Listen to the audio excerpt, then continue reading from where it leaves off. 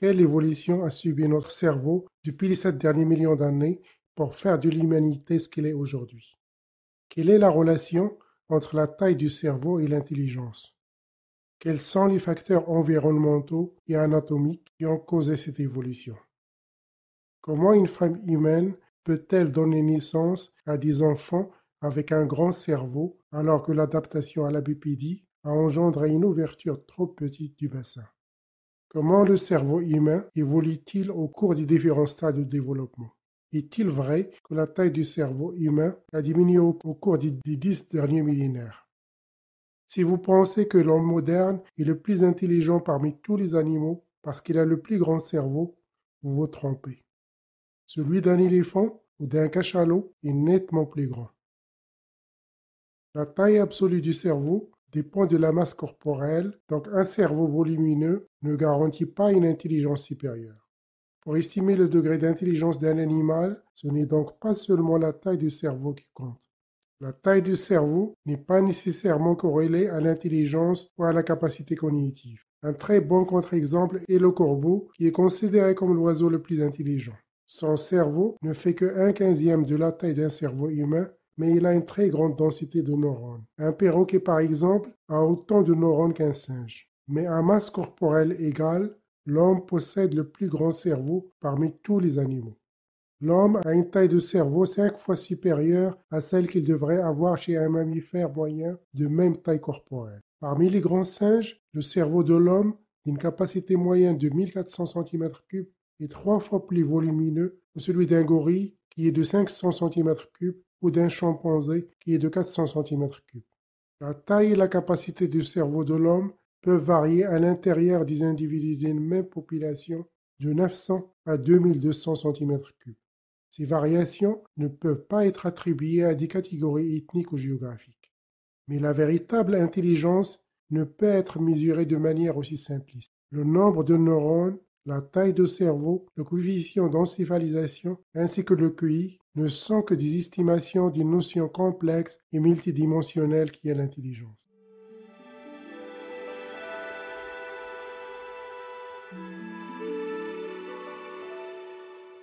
À poids égal, l'homme a le plus grand cerveau parmi tous les animaux, ce qui est à la fois un avantage et un inconvénient. Le cerveau humain est un organe très énergivore, consommant environ 20% de l'énergie totale utilisée par le corps, alors qu'il ne représente que 2% de la masse corporelle.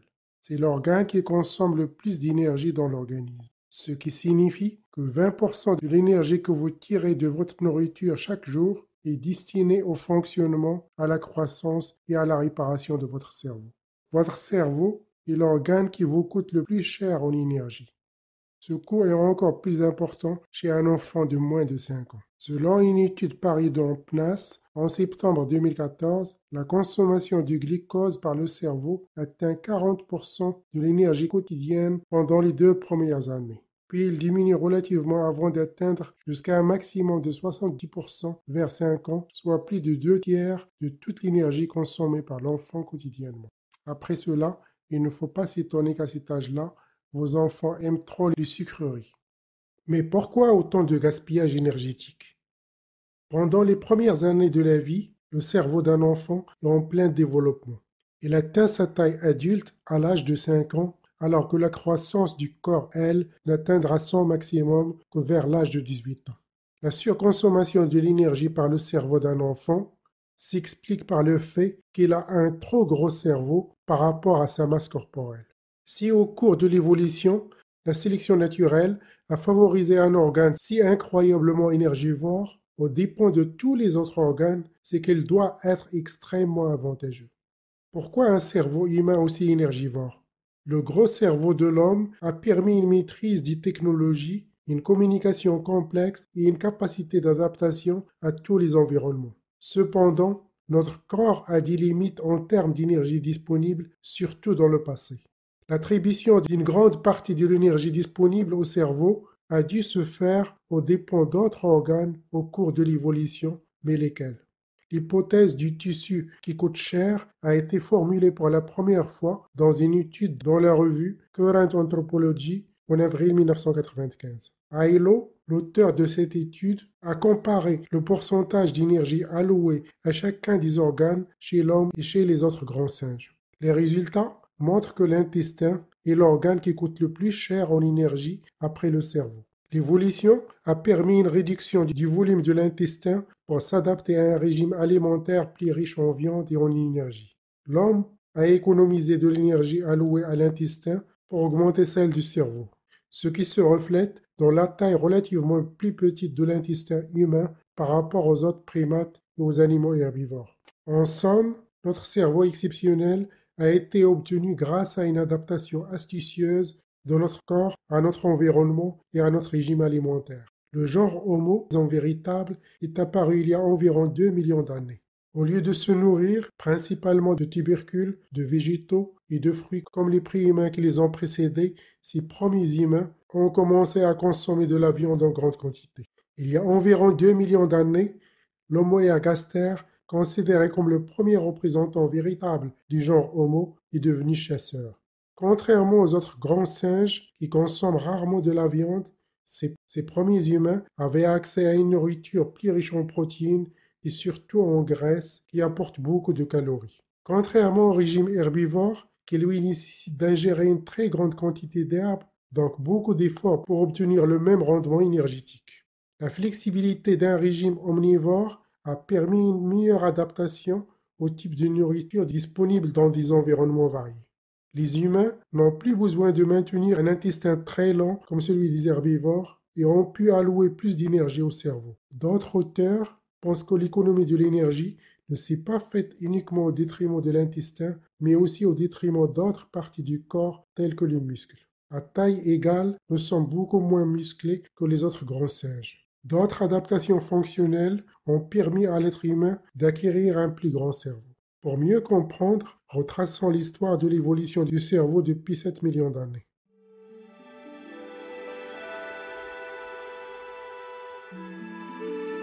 Il existe de nombreux fossiles d'espèces humaines qui ont été découverts au cours du dernier siècle, mais malheureusement, ils ne conservent pas de traces de tissu mou comme le cerveau. Cependant, des études sur les cavités crâniennes, occupées anciennement par le cerveau de ces fossiles, peuvent fournir des informations sur la taille et la forme du cerveau de ces espèces. Les scientifiques peuvent également utiliser des techniques d'imagerie pour reconstruire virtuellement le cerveau à partir de traces laissées dans la cavité crânienne. L'homme actuel a une taille de cerveau 5 fois plus grande que celle qu'il devrait avoir chez un mammifère moyen de même taille corporelle. Pourquoi et depuis quand cela est-il arrivé? La première espèce préhumaine pour laquelle on a retrouvé un crâne, c'est Sahelanthropus tchadensis, surnommé Tomai, qui a vécu il y a 7 millions d'années. Et une date très proche du point de divergence de la lignée humaine et de la lignée des chimpanzés. Tomai, trouvé par Michel Brunet et son équipe en 2001, est le premier bipède découvert à ce jour. Elle fait partie de la lignée qui va aboutir à nous. Mais il avait un très petit cerveau de 320 à 380 cm3. Son cerveau était de la taille d'un pamplemousse. La cavité crânienne a très peu augmenté de taille au cours des millions d'années suivantes. Ardipithecus ramidus, qui a vécu il y a 4,4 millions d'années, a eu une capacité crânienne d'environ 300 à 500 cm3. Par comparaison, le cerveau de l'homme moderne actuel fait en moyenne 1400 cm3. À l'exception de leur volume, on connaît très peu de choses concernant le cerveau de ces premiers préhumains. Les australopithèques, qui ont vécu il y a 4 millions d'années, ont connu une relative augmentation de la capacité crânienne de 400 à 500 cm3, mais restaient encore très loin de la limite de 750 cm3 fixée arbitrairement pour définir l'appartenance au genre Homo. Cependant, au fil des millions d'années suivantes, ces préhumains ont commencé à utiliser des outils. La première utilisation des outils n'a pas été faite par une espèce de genre Homo, le Homo habilis, comme on l'a longtemps cru jusqu'à tout récemment. C'est une espèce d'australopithèque qui a fait fabriquer des outils en galets grossièrement taillés il y a déjà 3,8 millions d'années. Donc, il n'est pas nécessaire d'avoir une grande capacité crânienne pour penser à fabriquer des outils.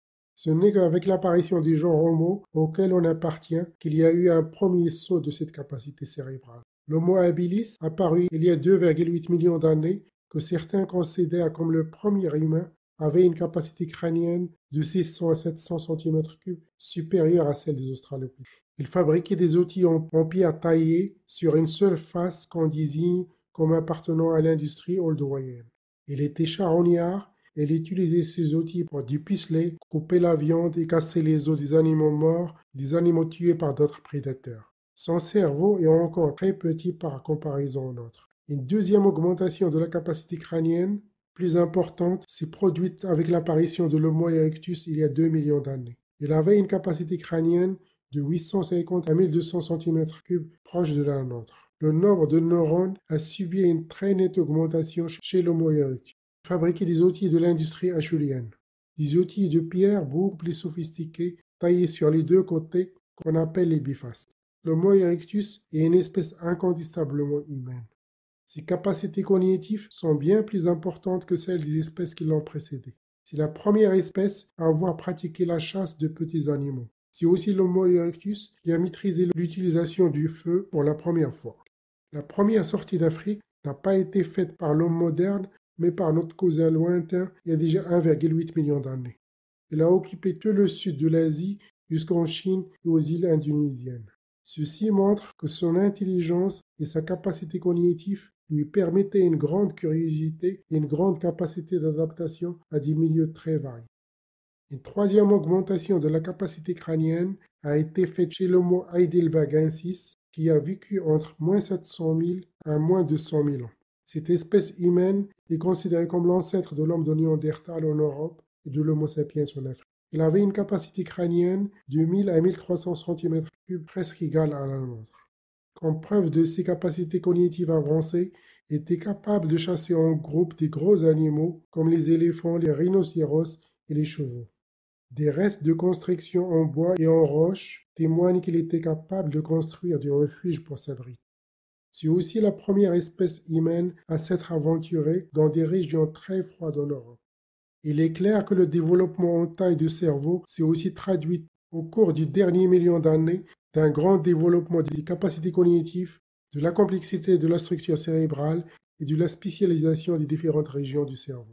L'Homo sapiens, l'espèce à laquelle on appartient, apparue il y a 300 000 ans, a en moyenne une capacité crânienne moyenne de 1400 cm3.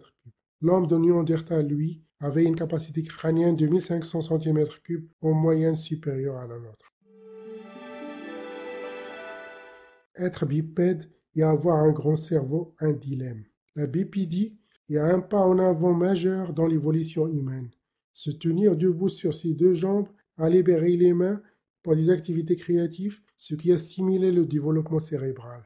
Mais cette adaptation n'était pas sans défi. Les os du bassin ont dû évoluer pour soutenir le corps en position verticale, mais cela a aussi créé un dilemme obstétrical. Cela a rendu plus difficile la naissance des enfants en raison de la taille accrue de leur cerveau. Contrairement aux chimpanzés qui ont un bassin allongé vers le haut, les humains et les australopithèques ont un bassin plus court en forme de bol, réduisant la perte d'énergie lors des déplacements. Cependant, ce raccourcissement a aussi rendu l'accouchement plus difficile pour les femmes humaines. Contrairement aux autres primates qui accouchent de manière rectiligne, facile et rapide, le fœtus humain, avec son gros cerveau, doit suivre une trajectoire non rectiligne et faire une torsion pour sortir.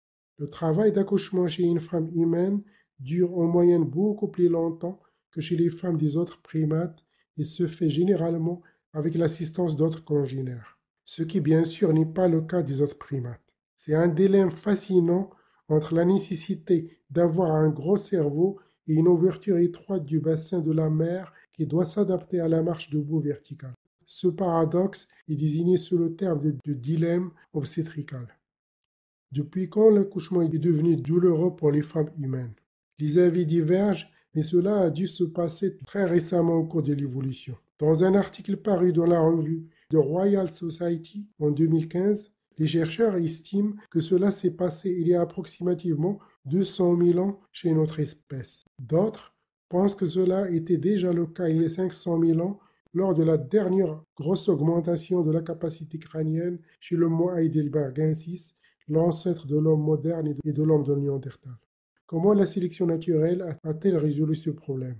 Le défi de l'évolution de notre gros cerveau et de notre petite ouverture pelvienne a été brillamment résolu par la sélection naturelle. Elle a simplement ralenti la croissance cérébrale des bébés humains par rapport à d'autres primates.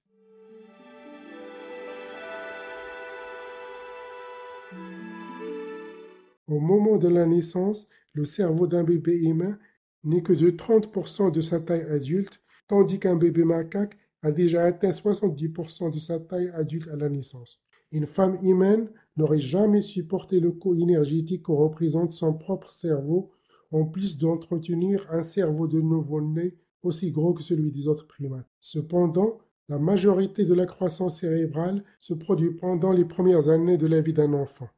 À 3 mois, il atteint la moitié de sa taille adulte. Ce n'est qu'à l'âge d'1 an que le cerveau d'un bébé humain atteint les 2 tiers de sa taille adulte. La croissance cérébrale du nouveau-né à l'extérieur de l'utérus présente de nombreux avantages. Cela permet notamment un développement accéléré du cerveau. L'environnement extérieur peut offrir une plus grande variété de stimuli sensoriels tels que la lumière, les couleurs, les sons et les textures qui peuvent aider à renforcer les connexions neuronales.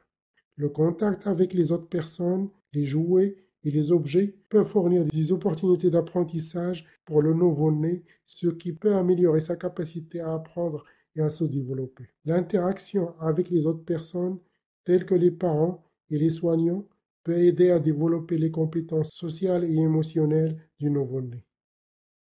Cette croissance en dehors du ventre de la mère est en particulier liée à la matière blanche, qui est constituée de toutes les connexions synaptiques reliant les différentes parties du cerveau.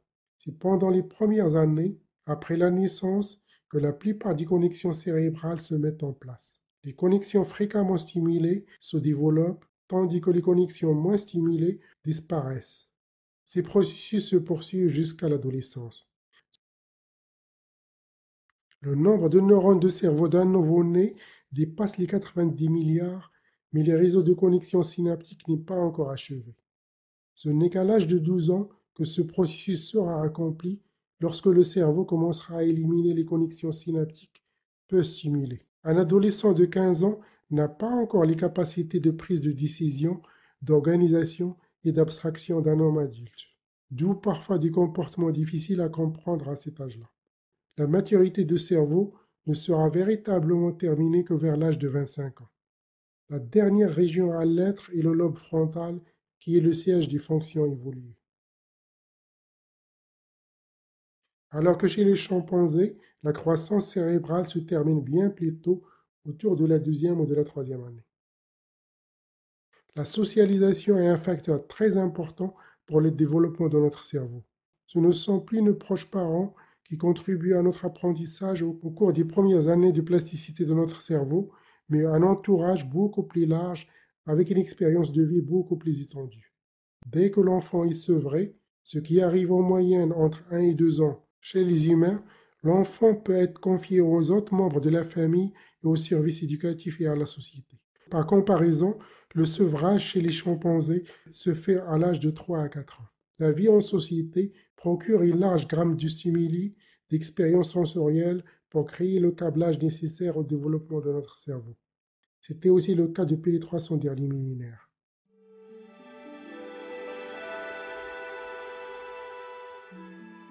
Si nous nous considérons comme l'animal le plus intelligent sur Terre, il est logique de se demander pourquoi la taille de notre cerveau a diminué au fil des derniers millénaires. Sommes-nous devenus moins intelligents que nos ancêtres? Les recherches montrent que l'homme de Néandertal avait en moyenne une capacité crânienne de 1500 cm3, supérieure à la nôtre, qui est d'environ 1400 cm3. Les hommes préhistoriques de notre propre espèce, au cours des 10 000 dernières années, ont également connu une diminution similaire de la taille de leur cerveau. L'homme de Cro-Magnon, qui vivait en Europe, avait par exemple une taille de cerveau supérieure à la nôtre. Cela soulève la question: pourquoi notre cerveau a-t-il régressé en taille? Une étude parue dans la revue Frontiers in Ecology and Evolution, octobre 2021, apporte de nouveaux éléments de réponse.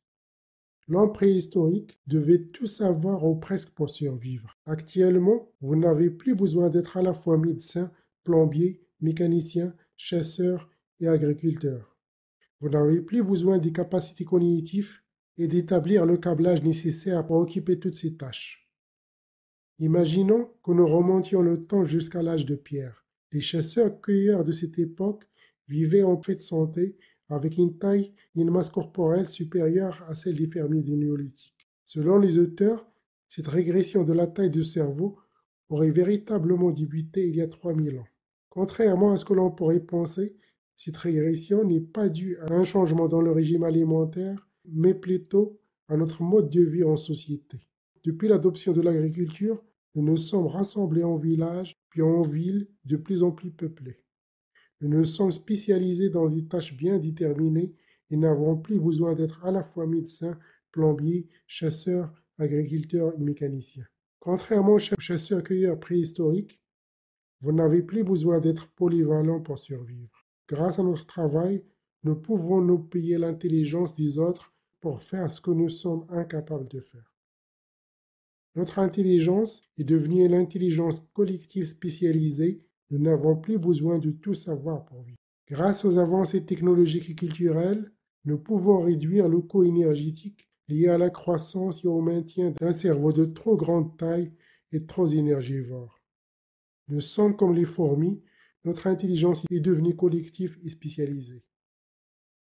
N'est-il pas fascinant de constater comment notre évolution a façonné notre cerveau au fil des millénaires? L'évolution du cerveau humain est un processus complexe et fascinant qui a conduit à l'humanité telle que nous la connaissons aujourd'hui.